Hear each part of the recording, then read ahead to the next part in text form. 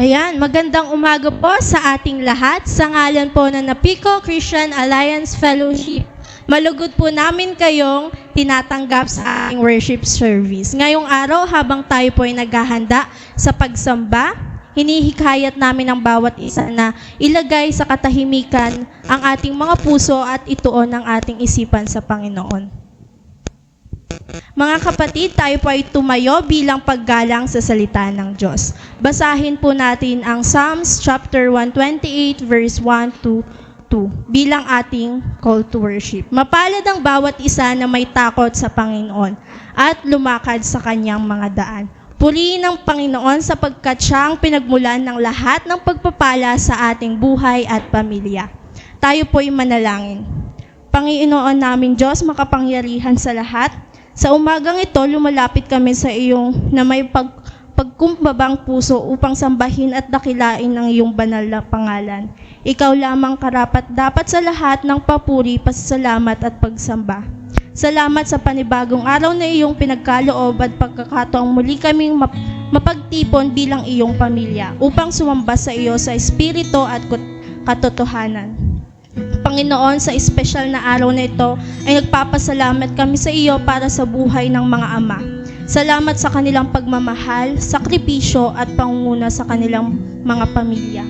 Pagpalain mo sila ng karunungan, lakas, mabuting kalusugan at pusong may takot sa iyo.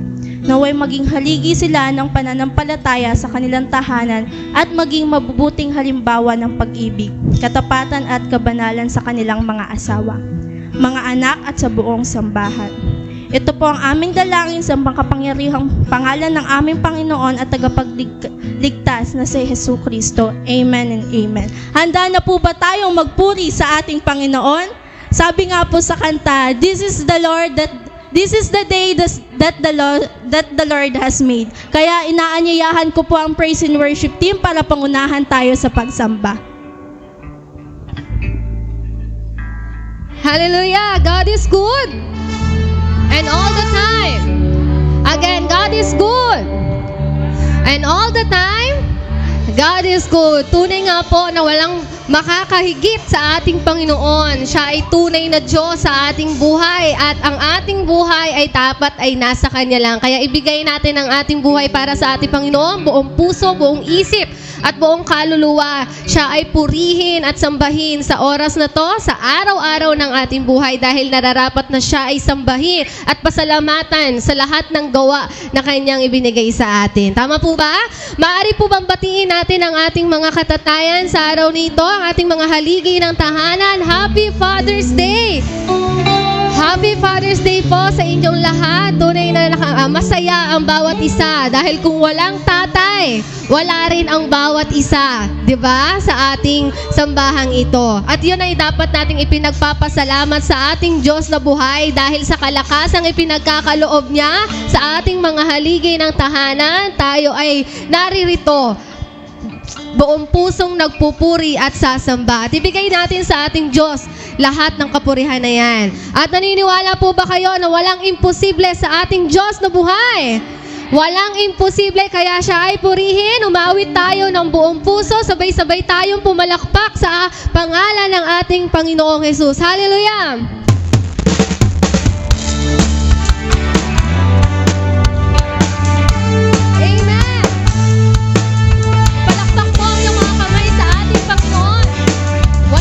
Walang kulang. Hallelujah! Walang imposible sa ating Diyos. Kayang-kaya niyang gawin lahat.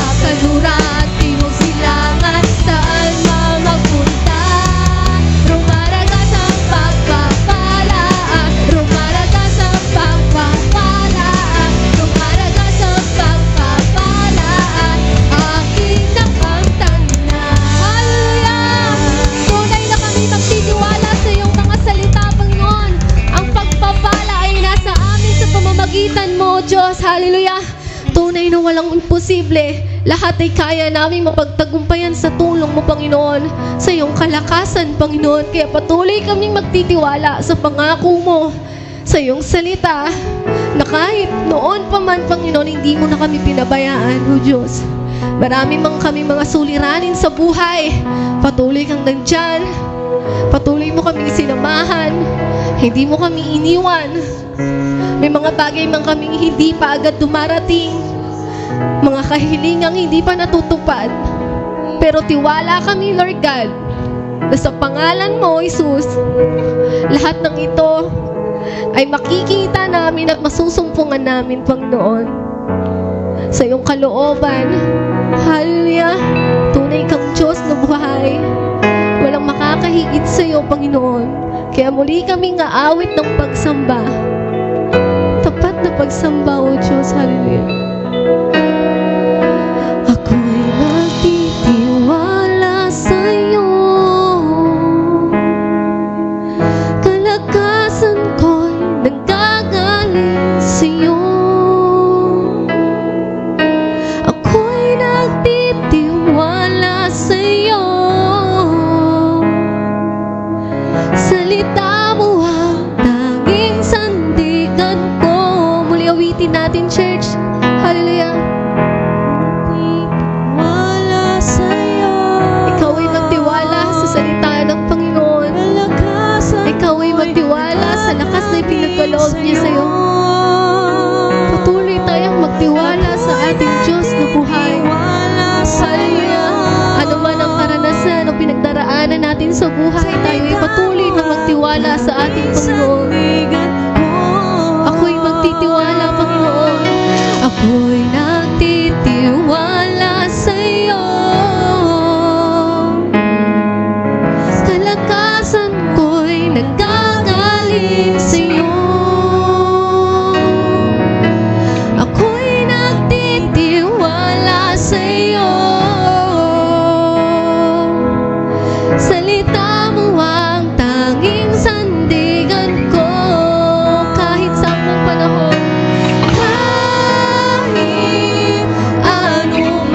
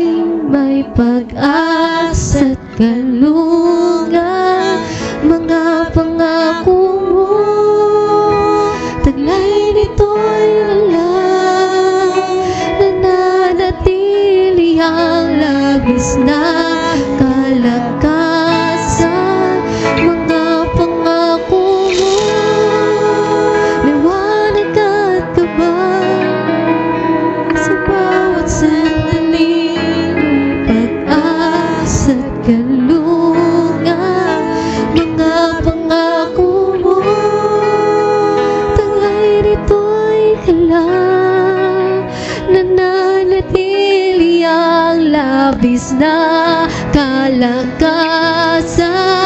Mga pangako mo, liwanag at gabay. Sa bawat sandali may pag-asa at kalungan. Mga pangako mo, taglay nito'y gulang. Nananatili ang labis na kalakasan. Mga pangako mo, liwanag at gabay. Tunay ka, Panginoon. Tunay na nagliliwanag ka sa buhay ng bawat isa, O Diyos. Hallelujah! Mga pangako mo, hindi nagbabago. Hindi pumala sa buhay namin, Panginoon. Hallelujah! Mga pangako mo.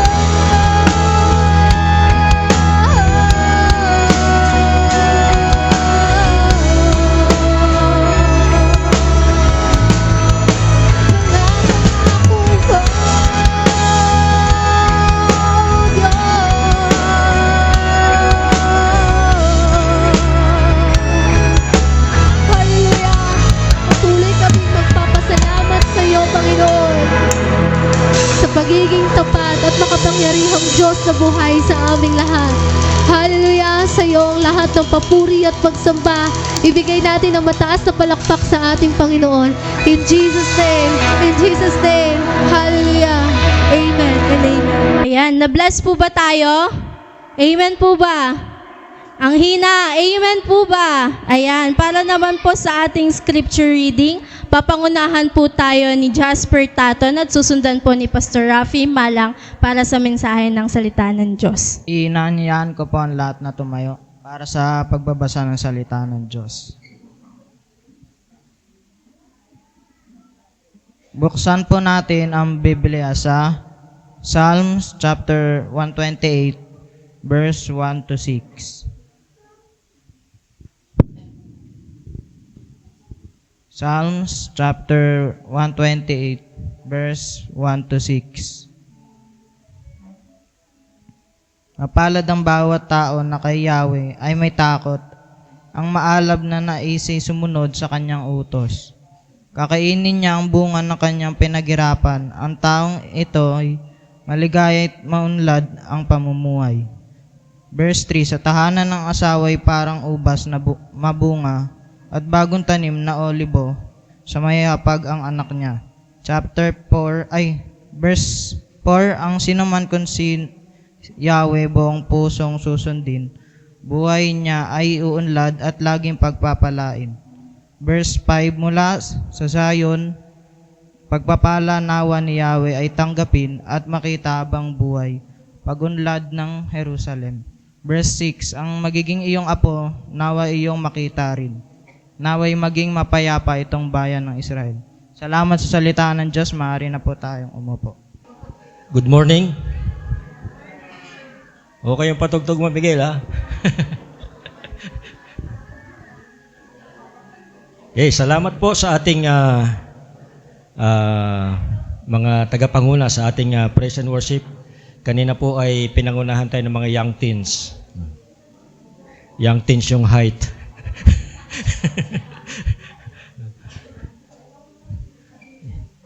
Okay, supposed to be ang preacher po ngayon si Jenny, pero dahil Father's Day, ay inagaw ko muna sa kanya itong schedule. No? So, kasi special na araw ito para sa aming mga tatay. No? Pero itong mensahe na ito, hindi lang para sa mga tatay, kundi ito'y para sa lahat. No? Pero dahil araw ng mga tatay ngayon, ay binibigyan natin ng emphasis yung mga tatay. No? Pero lahat ito ay para sa lahat. No? At dahil araw ng mga tatay, ang unang kwento ko ay tungkol sa mga tatay. No? Tungkol sa isang tatay. No? Merong isang ama o isang tatay, araw-araw nagsisikap para sa kanyang pamilya. Nagsisikap siya magtrabaho para matustusan yung pangailangan ng kanyang pamilya. Hindi naman siya mayaman, wala siyang mataas na posisyon, ngunit kilala siya doon sa kanilang komunidad, kilala siya ng kanyang mga kapitbahay bilang isang taong may takot sa Diyos. Dahil dito, tuwing umaga ay naglalaan talaga siya ng oras, bibigay siya ng time para mag-pray at magbasa ng salita ng Diyos. So, ganito yung kanyang routine araw-araw. Every day, pagising niya sa umaga, meron siyang time ng prayer and word time. So, word time and prayer time ang kanyang schedule sa bawat umaga. So, habang lumalaki yung kanyang mga anak, nakita nila hindi lamang yung kanyang mga salita, kundi maging yung kanyang halimbawa. So, hindi lang sa kanyang mga tinuturo sa kanyang mga anak, hindi siya nagtuturo sa pamamagitan ng kanyang salita, kundi pinapakita niya sa kanyang mga halimbawa. At dahil dito, pagkalipas ng maraming taon, yung kanyang mga anak ay naging mabubuting mamamayan at tapat na mga lingkod ng Diyos. Yun po yung naging bunga. Dahil sa isang tatay na nagpakita ng magandang halimbawa sa kanyang mga anak, ito pong kanyang mga anak ay naging mabubuting mga mamamayan din at higit sa lahat, naging tapat sa Diyos yung kanyang mga anak. Dito po ay pinapakita na ang pinakamalaking pamana ng isang tatay sa kanyang mga anak ay hindi pera, hindi properties, kundi isang makadiyos na pamumuhay. Ito po yung pinakamahalagang pwede nating maipamana sa ating mga anak. Doon po sa Psalm 128, inilalarawan ng mga awit ang mga pagpapalang natatanggap ng isang taong may takot sa Panginoon. Dito po ay pinapakita sa mga talatang binasa ni Jasper kanina, pinapakita po rito yung mga pagpapala na matatanggap ng isang mananampalataya na sumusunod at may takot sa Panginoon. Lalong-lalo na sa isang ama na namumuno sa kanyang tahanan ayon sa kalooban ng Diyos. Ngayong araw, dahil Father's Day, ine-emphasize natin sa mensaheng ito ang mga tatay. Pero, again, hindi ibig sabihin ito sa kanila lang ang mensaheng ito. Ito ay para sa ating lahat. Tatay ka man, nanay ka man, anak, kabataan, kababaihan, young adults o young professional, this is for all of us. Pero bago tayo pakalayo-layo, tayo muna ay manalangin. Dakilang Diyos, salamat po sa araw na ito na kami po ay nagse-celebrate ng Father's Day at sa amin pong selebrasyon, Panginoon, na ito, dalayan ko na yung Banal na Espiritu ang siyang pumagitna, mangusap at magministeryo sa bawat sa amin. Huwag niyo po hayaan ang aming po mga atensyon ay malunod ng anumang ingay o anumang paggagambala. Sa halip, Panginoon, ang buong puso, ang aming buong isipan at buong atensyon ay sa iyo lamang namin maituon sa mga oras na ito. Ito ang dalangin sa pangalan ni Jesus. Amen. 4 na bagay po yung ating pag-uusapan sa umagang ito patungkol po sa talata na binasa natin kanina. Ang pamagat po nito ay The Blessing of a Godly Father. At kung ating i-generalize, The Blessing of a Godly Christian. So, again, para sa ating lahat po ito. So, una, pero dahil mga tatay ngayon, araw ng mga tatay, binibigyan diin lang natin, ine-emphasize lang natin yung mga katatayan. Una, a godly father fears the Lord. Sabi sa Psalm 128 verse 1, Blessed is the one who fears the Lord, who walks in His ways. Pinagpala ang isang tao, o pinagpapala ang bawat isa na may takot sa Diyos at namumuhay o lumalakad ayon sa kanyang kaparaanan. Who walks in His ways. Ang pundasyon ng isang makadiyos na pamuhay ay ang kanyang pagkatakot sa Diyos. Yung fear of the Lord na sinasabi diyan, blessed is everyone who fears the Lord.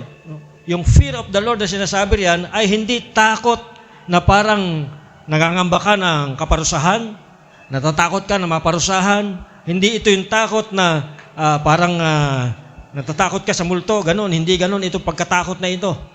Itong takot na ito, itong fear of the Lord na ito ay isang malalim na paggalang, pagsunod at pagmamahal sa Diyos. Yung po yung tinatawag o yung sinasabing fear of the Lord. Ito yung kahulugan ng mga salitang ito. Ito po yung pagkatakot na merong malalim na paggalang. Natatakot ka sa Diyos Dahil malalim ang iyong paggalang sa Diyos. Natatakot kang gumawa ng mga bagay na hindi kalooban ng Diyos. Natatakot kang gumawa ng mga bagay na sumasalungat sa kagustuhan ng Diyos. Sa madalit salita, natatakot kang magkasala sa Diyos.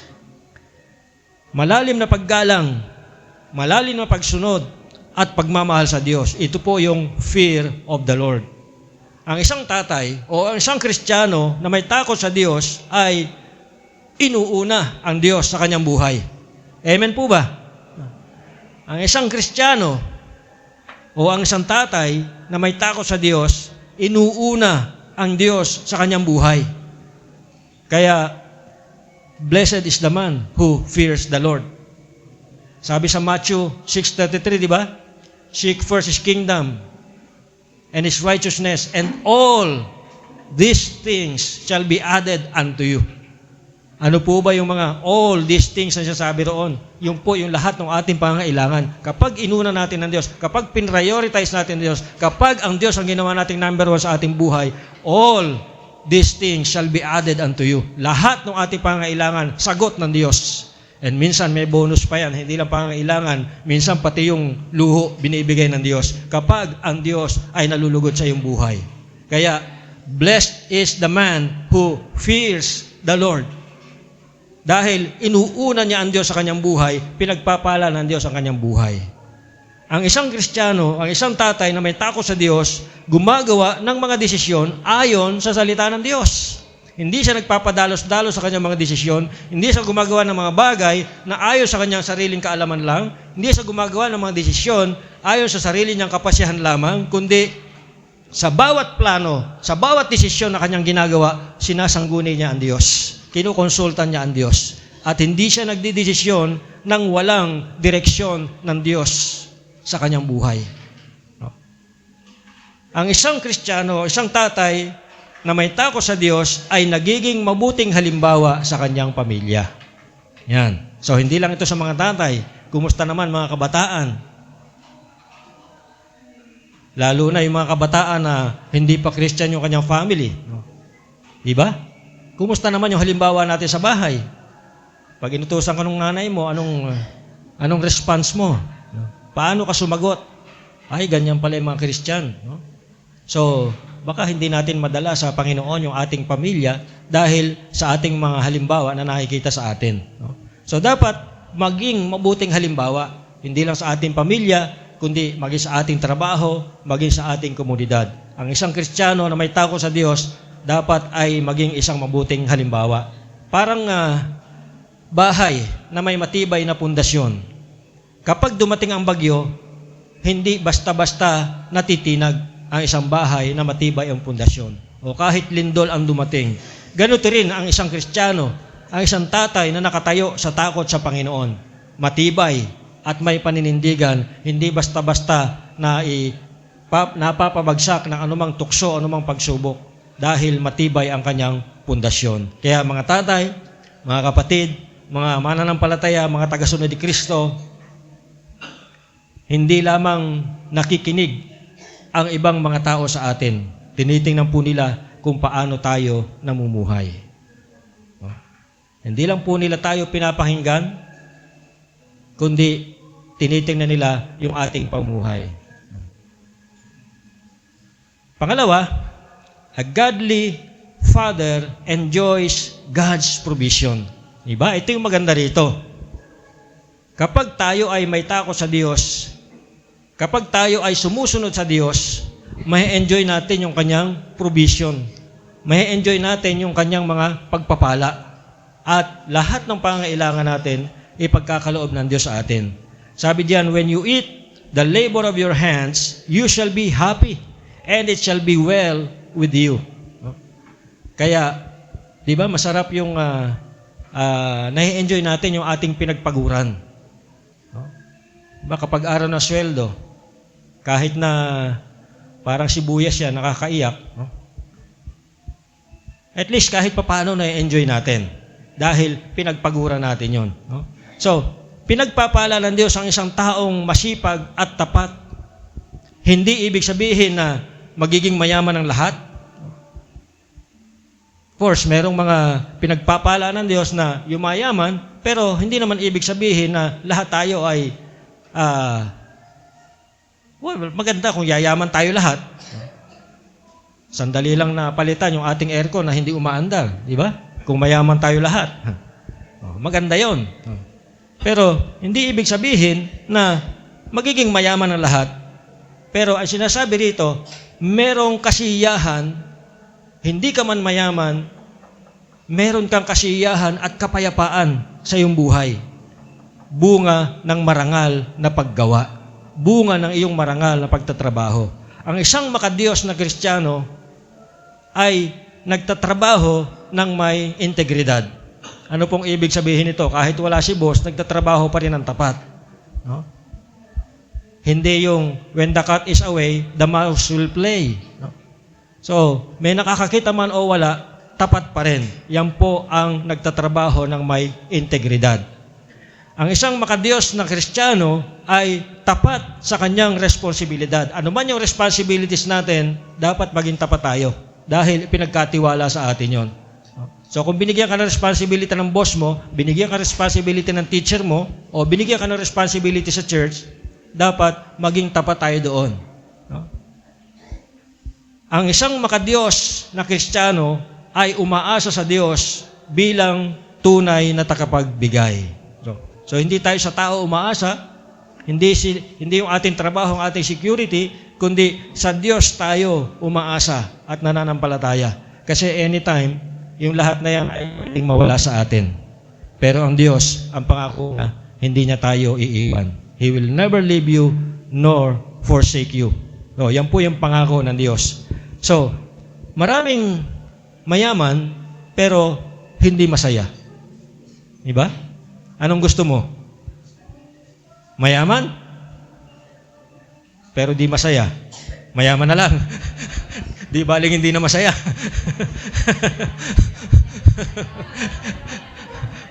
So, huwag na lang tayo maging masaya. Mayaman na lang. So, pero sa totoo lang, maraming mayaman pero hindi masaya. No? Pero siyempre, kung tayo tatanungin, gusto natin maging mayaman kahit di masaya. No? Pero yun po yung totoo. Maraming mayaman pero hindi masaya. Ngunit, may mga simpleng pamilya, pero puno naman ng kagalakan dahil kasama nila ang Diyos sa kanilang tahanan. So yun po yung reason bakit masaya ang isang pamilya, dahil kasama nila ang Diyos sa kanilang tahanan. Kaya kahit hindi sila mayaman, masaya at mapayapa ang kanilang buhay dahil sa Diyos. So, mga kapatid, ang tunay na tagumpay ay hindi nasusukat sa likan ng sweldo. Mga tatay, no?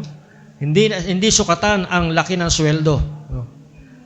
Kundi ang katapatan na maglaan para sa ating pamilya habang nagtitiwala sa Diyos, no? So, hindi po sa laki ng sweldo sinusukat ang ating katagumpayan, kundi sa pamagitan ng ating katapatan na maglaan ng oras, panahon para sa ating pamilya habang tayo ay nagtitiwala sa Diyos. Number 3, a godly father strengthens his family. So verse 3, sabi doon, your wife shall be like a fruitful vine in the very heart of your house. Your children like olive plants all around your table. Kapag ang isang tatay o ang isang Kristiyano ay lumalakad kasama ang Diyos, malaki po yung epekto nito sa ating pamilya. Naaapektuhan nito ang buong pamilya. Yung asawa, nilalarawan dyan bilang fruitful vine. So halimbawa, yung tatay ay lumalakad kasama ang Diyos, yung kanyang asawa, ang description dyan ay isang fruitful vine. Masagana, masigla, at kapaki-pakinabang. Yun po yung fruitful vine, di ba? Yung puno ng ubas na mabunga, no? Masagana, at syempre, kapaki-pakinabang. No? Yung kanyang mga anak, ikinumpara sa isang olive plants. May potensyal na lumago at mamunga sa hinaharap. No? Ang tahanang makadiyos ay nagiging lugar ng pag-ibig, pagkakaisa, panalangin, at espiritual na paglago. So kapag ang isang tahanan sa pangunguna ng tatay, o kung hindi man Christian yung tatay, minsan yung nanay, no? Ang nanay ang Christian. No? So yung nanay ang magiging example. Paano kung yung nanay at tatay hindi Christian, yung anak? Dapat yung anak bilang isang Christian maging example. No? So, pero mas maganda, ang ideal, at ayon sa survey, kapag ang isang lalaki ang una nakakilala sa Panginoon, sigurado, tangay ang pamilya. Kaya, kapag yung lalaki ang naunang naging Kristiyano, buong pamilya niya ang dala-dala niya sa church. Kapag yung babaeng nauna, hindi katulad ng mga lalaki. Yung lalaki kasi, mas malaki yung percentage na madadala niya ang kanyang pamilya. Well, may mga babae na naging Kristiyano, pero nadala rin nila yung kanilang pamilya, pero hindi palaging ganoon. Pero kung yung lalaki po ang nauna, mas malaki yung posibilidad, mas malaki yung porsyento na madadala niya ang kanyang buong pamilya sa Panginoon. Di ba? Malakas yung, malakas yung kabila. Hindi, yung umi-echo. Ayan, bawasan mo yung echo. Doon ka yata nakikinig.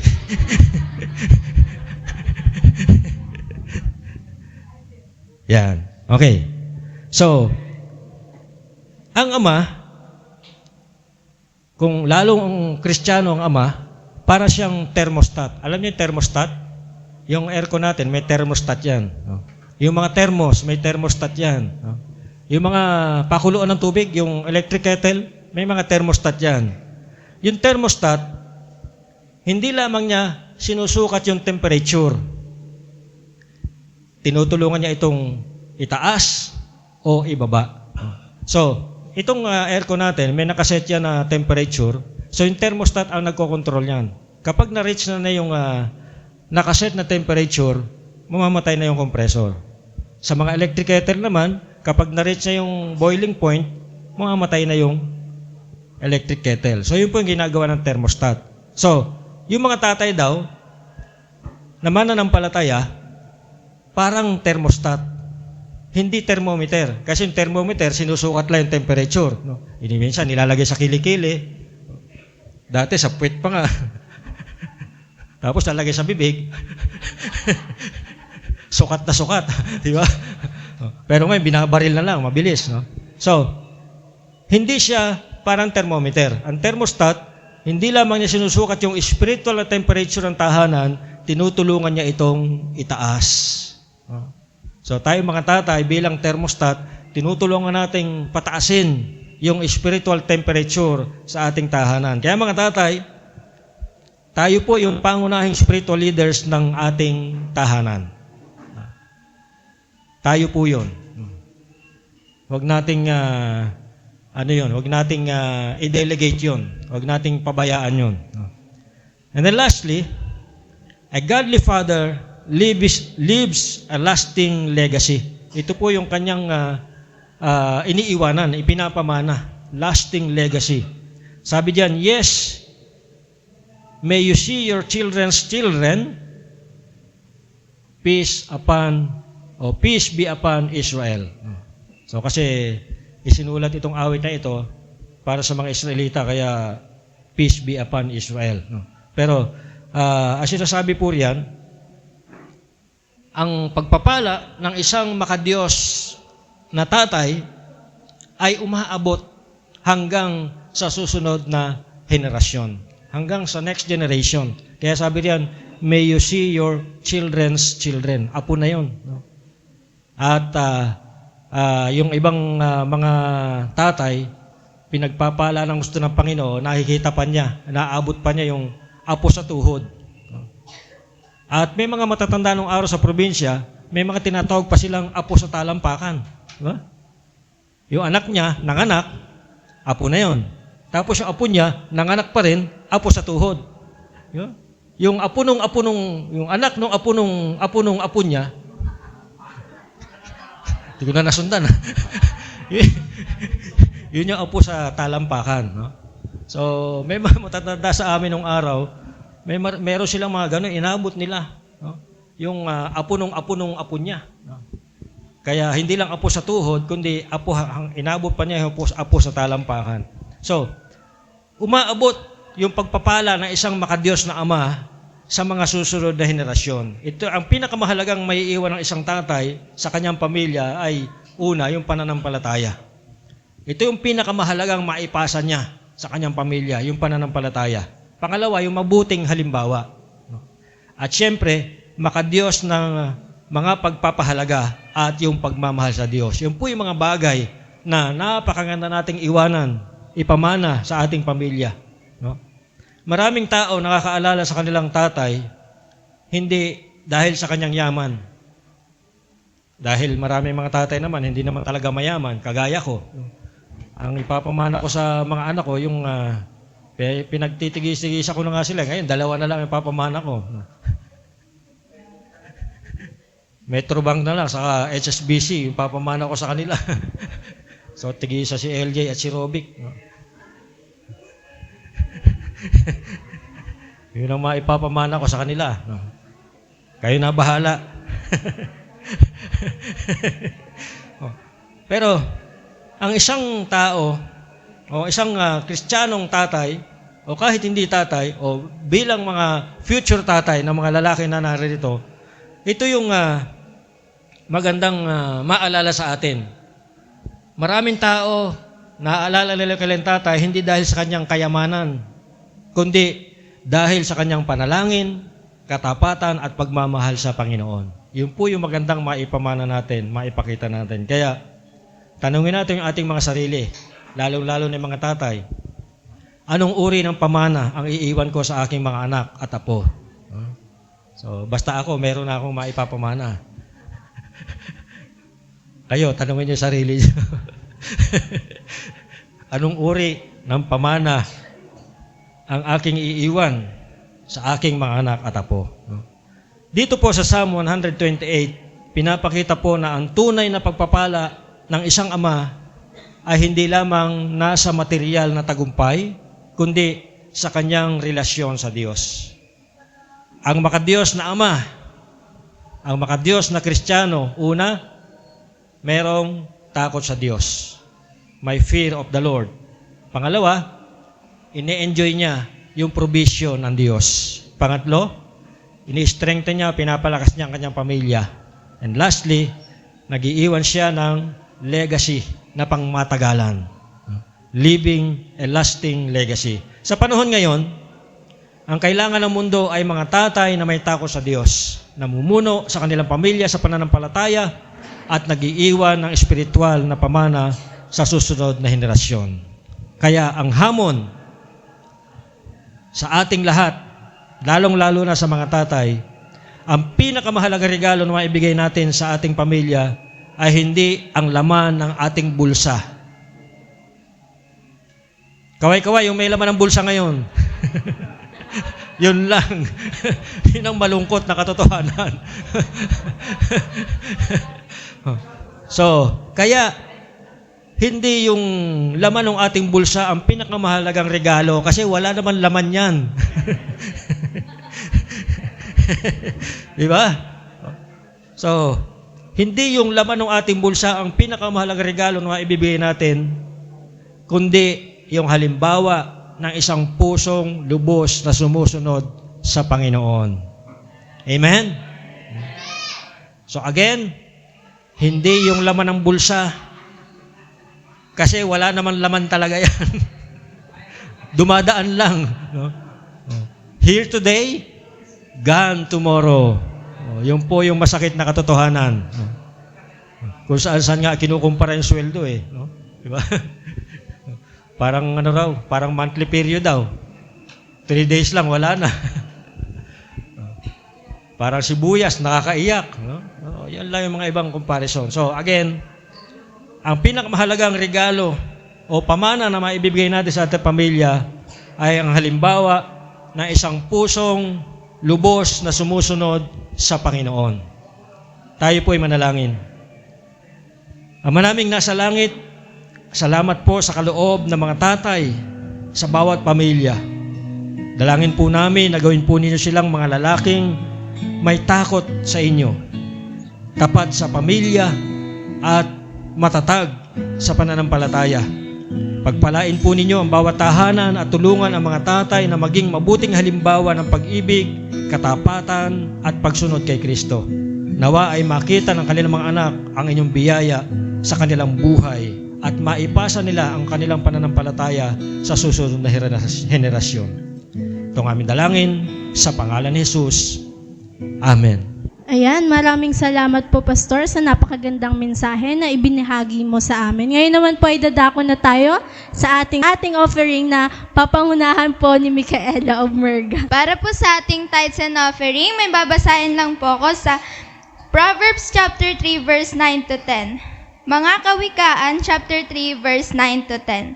Parangalan mo si Yahweh sa pamamagitan ng iyong mga kayamanan at mula sa iyong mga pinakamainam na ani. Siya ay iyo ring handogan. Sa gayon, kamalig mo ay laging nangaapaw, sisidla ng inumin ay hindi nga matutuyuan.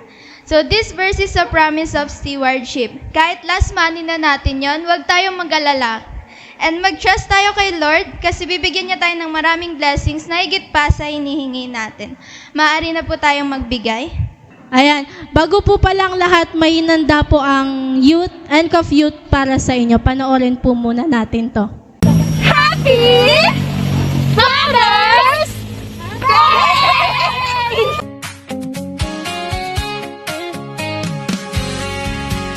Para sa lahat ng tatay, Happy Father's Day! Happy Father's Day to all fathers!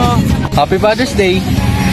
Happy Father's Day! Happy Father's Day! Happy Father's Day! Happy Father's Day to all fathers!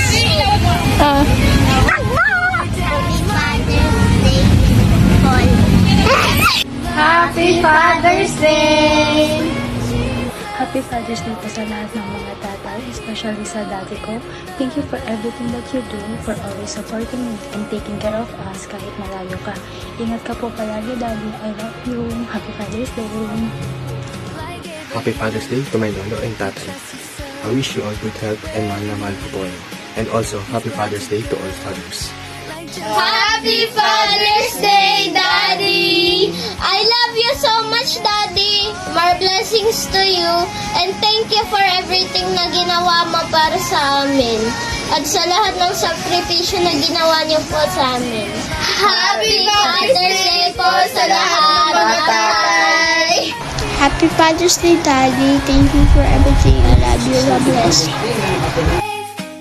He sings with joy, he leads with courage. Shalom everyone at maligayang kaarawan sa inyong mga tatay. Ngayon din sa mga tumayong tatay, Happy Father's Day. Nagpapasalamat po kami sa inyong kasipagan, sa inyong trabaho at maging mabuting asawa sa inyong mga asawa at responsableng ama sa inyong mga anak. Magpatuloy po kayong mga kapatid sa paglilingkod sa ating Diyos at ang panalangin natin sa Kanya, ibigyan kayo ng lakas sa araw-araw nating sa ating nagtatrabaho at bigyan ng katalinuhan sa mga desisyon, mga plano sa buhay. Yun lang po mga kapatid at medyo paos kasi galing sa work, no? At kita-kits tayo next year. Uwi po ako. God bless po. Para sa ating mga haligi ng tahanan, sa ating mga tatay, lolo, or even to those of Yata Builder families, Happy Father's Day. Today, we want to honor you and thank you for the love, sacrifices, and faithful leadership in your homes and in our church. Thank you for your prayers, your quiet sacrifices, and the example of faith and integrity that you set for your children and for our church community. Ang inyong paglilingkod at pagmamahal ay hindi lamang nararanasan sa inyong mga tahanan, kundi pati na rin sa buhay ng maraming tao. Our prayer is that God will continue to bless you with wisdom, strength, good health, and joy as you continue to walk in His calling. May you experience faithfulness, guidance, and abundant grace in every season of your life. Again, on behalf of your NCA family, we greet you a Happy Father's Day. We appreciate and celebrate each one of you. May God richly bless you and your families. Happy Father's Day! Good morning, Elka family, and happy Father's Day sa mga tatay. So, si Micaela nag-reach out talaga para makapag-ask ng greetings para sa mga tatay. And I prepared a speech. Gumawa ako ng speech para sa mga tatay. Pero, pag binasa ko to, parang hindi siya magiging personal na message. So, yung message ko para sa mga tatay is una sa lahat, ingatan ng kalusugan. Kasi ngayon, habang nagsasalita ako, nasa ospital ang aking ama at lumalaban sa cancer. So, gumawa ko ng speech. Ito. Pero hindi ko siya babasahin kasi gusto ko maging personal yung message ko para sa NK family. So, the last time na nagkaroon tayo ng time para makapagtipon at yung last time na umuwi ako is ginugol natin yung halos lahat ng time natin para mapag-jogging everyday. Kahit sobrang pagod, jogging. And ang purpose nun is para maging healthy. So, mga tatay, isa sa mga gusto namin makita bilang mga anak is makita kang malusog. So, ngayong Father's Day, gusto namin i-prioritize ng inyong sarili. Magkaroon kayo ng time para magdiwang at maging masaya. And isa sa mga pangarap namin, isa sa mga gusto namin makita is magkaroon kayo ng pananalig sa Panginoon. Pag nakita namin ang kalakasan niya ng Panginoon, hindi nawawala ang aming pag-aalala at pagkabahala. So, tatay, again, happy Father's Day. Ingatan ng kalusugan at maging malakas sa Panginoon.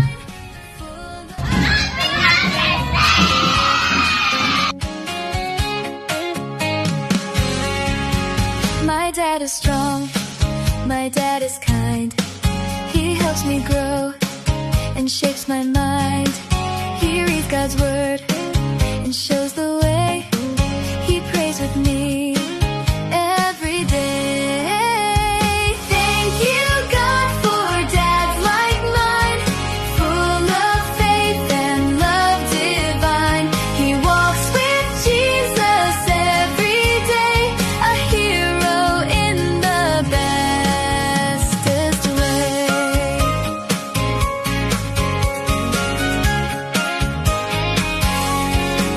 Like Abraham, he trusts you so. Wherever you lead, he's glad to go. Like Joseph, he protects with care, loves with kindness, always there. Thank you, God, for dads like mine, full of faith and love divine. Nag-chat ako sa GC.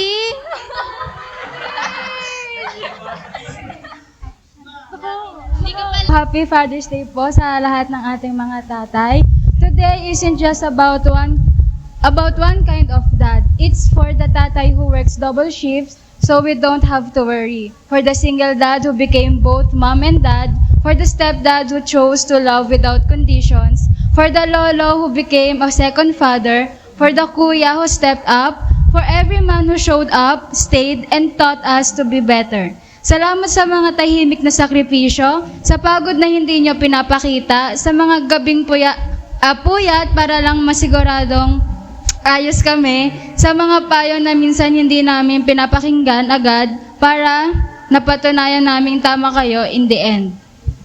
Hindi laging perfect ang pagmamahal ng isang ama, pero totoo, malakas, matatag, yung tipong kahit wala kayong maraming salita, ramdam namin sa gawa nyo na lagi kaming uunahin. Ngayong Father's Day, sana naramdaman nyo rin yung yakap na binibigay nyo sa amin sa araw-araw. Sana mapahinga kayo, sana mapagaan namin kayo kahit konti yung bigat na dinadala nyo para sa pamilya. To all fathers, kayo ang pundasyon namin, ang tahimik naming bayani, mahal na mahal namin kayo. Mabuhay kayong mga tatay.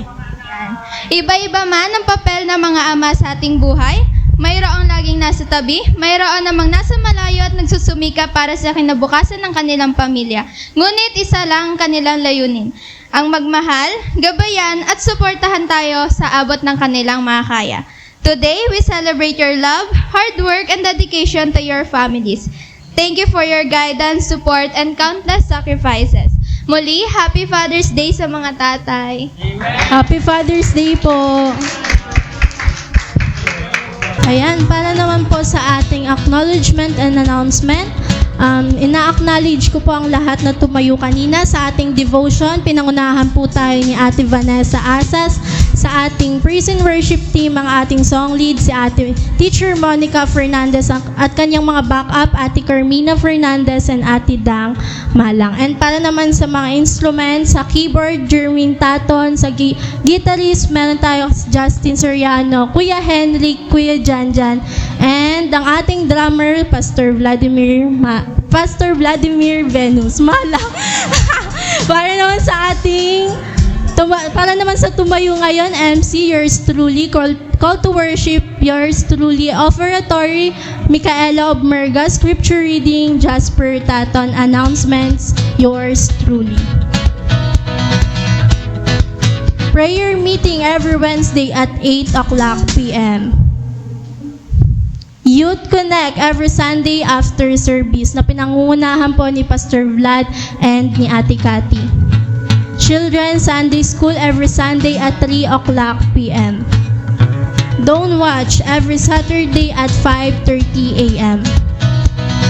Meron naman po tayong Zone 2 Fellowship, Women's Fellowship po ito. Gaganapin po sa June 27, 2026. Ang venue nyo po ay sa JHAC at ang oras ay 9 o'clock a.m. Ang address po, Block 24 Samson Street, Exodus Floodway, Taytay, Rizal. Meron po kayong registration fee na 50 pesos. Ang ating speaker ay si Pastor Mark Anthony B. Adayo.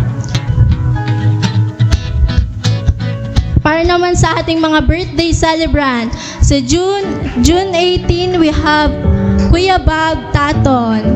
June 20, Justine Soriano.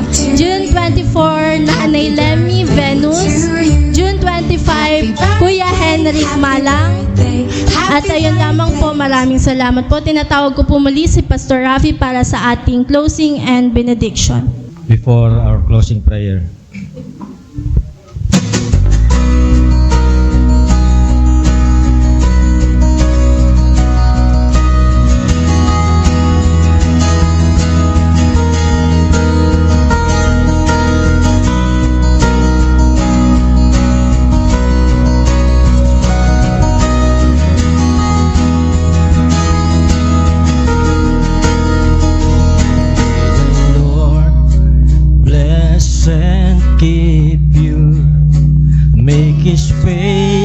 to shine upon you. May you see His face and know His grace. May His peace abound to you.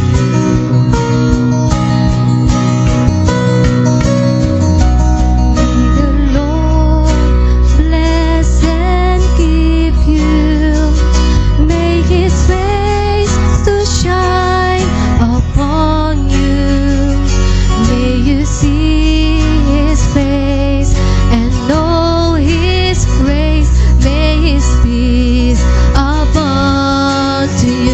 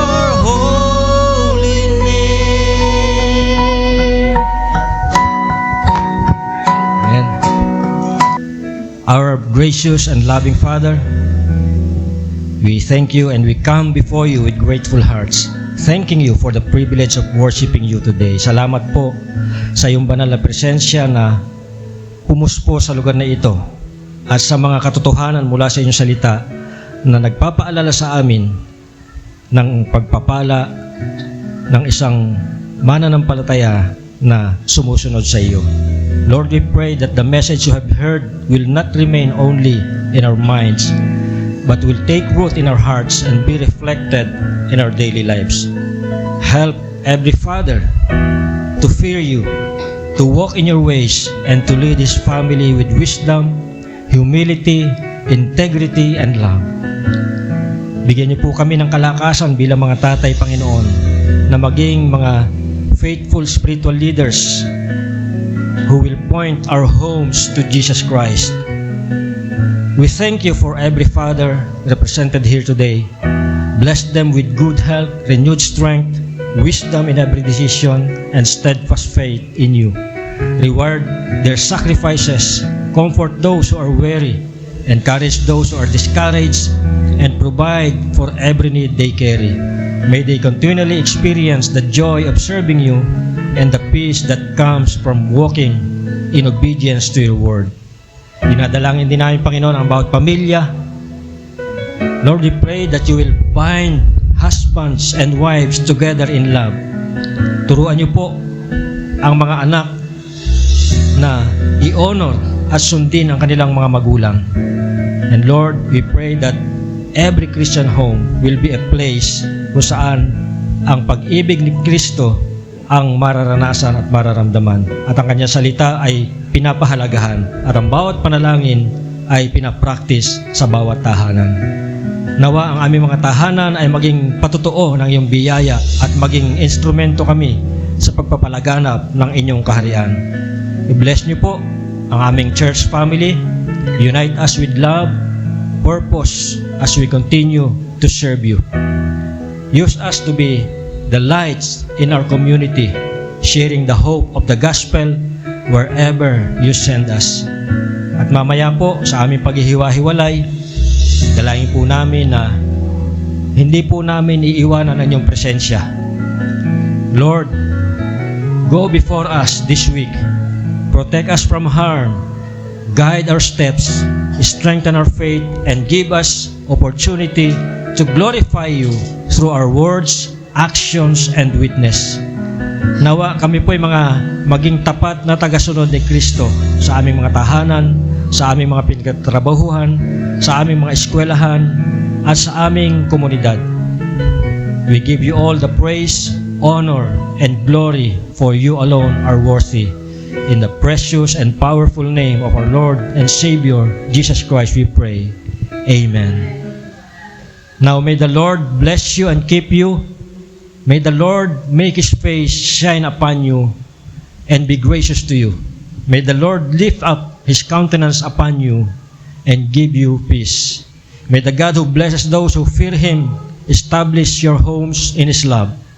Strengthen every father, encourage every family, and fill you with His grace until we gather again.